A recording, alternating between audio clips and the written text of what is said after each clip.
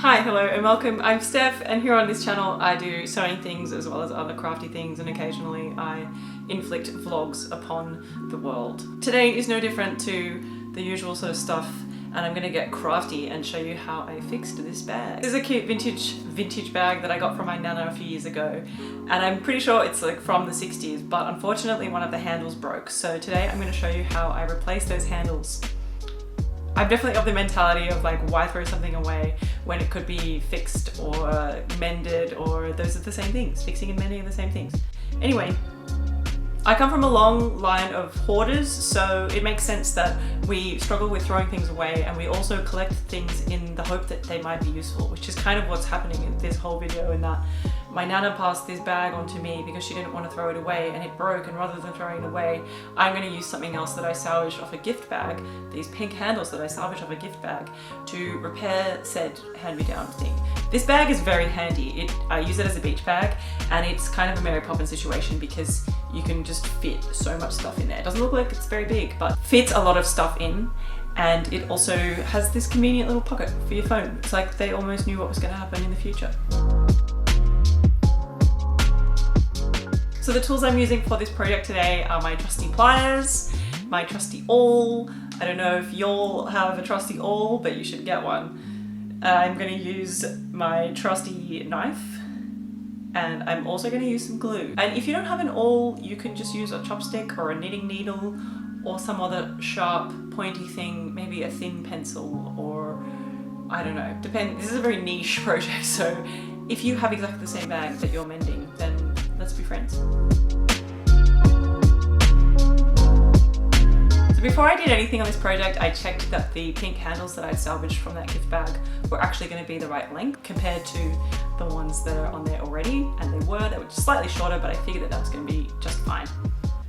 Then I got my trusty pliers, and I kind of decided to just rip off the old handles and the little metal cap that was on the end of each of the vinyl handles.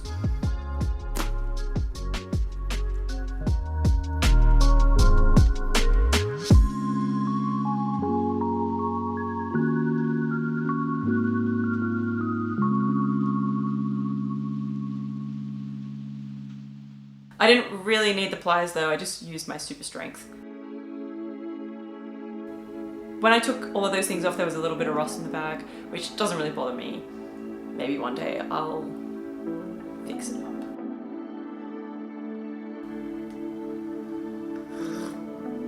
Whew, hot.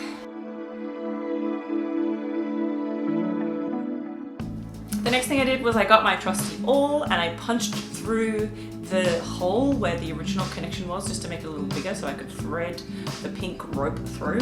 Then if you have something similar to an awl, you could use that if you're going to use this method for replacing handles on something, or you could use a pen or a chopstick or something sharp, the antenna of your old television. If you had exactly the same product on your hands, which is highly unlikely, but maybe there's another Steph in a parallel universe that needs this information desperately, and there just happens to be an overlap in the matrix, a glitch, where parallel universe Steph is seeing this video and learning about how to fix the exact same bag that parallel universe Steph has. Anyway, while I'm off on a tangent, I'll just take you on another tangent, and you should subscribe.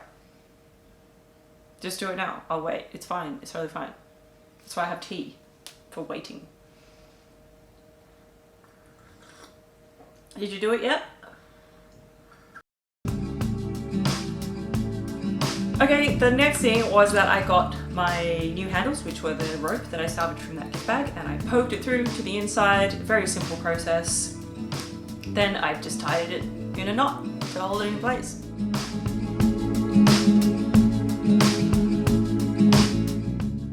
And of course there were some stubborn ones where I needed some extra attention with the awl to get the hole big enough so that I could get the rope through.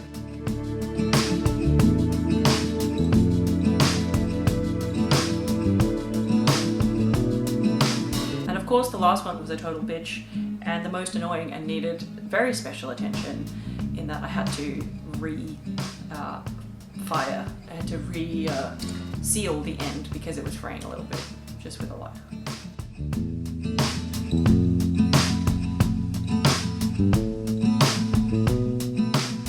done with all of that, I realized that the bag, because it's this kind of grassy woven stuff, that where I had pulled off the old handles, there was a bit of breakage.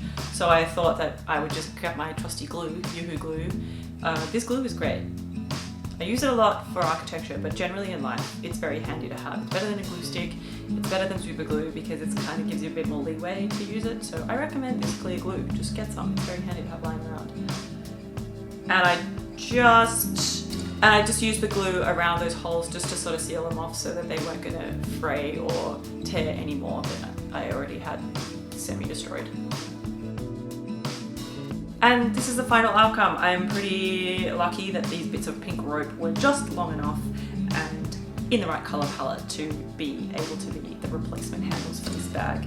It's a shame there are some holes in here, but maybe one day I will learn yet another skill and learn how to embroider with raffia, and then maybe I'll extend the flowers of the front up to cover those holes, but probably not because I have way too many other things to do. And here I am packing the bag. You can see how lovely and spacious it is. It fits so much stuff. Mary Poppins would be proud of this bag. Also, conveniently, I'm preparing this bag just as we're heading into winter here in Australia. So I'm very excited for next summer to roll around so I can use this bag because it broke probably before summer started last year and I didn't get to use it all summer, so I really want to use it again. And that is all for today. Just a quickie for all of you. You have been you, I've been Unsolicited Steph. Thank you for watching and I will see you next time. Bye!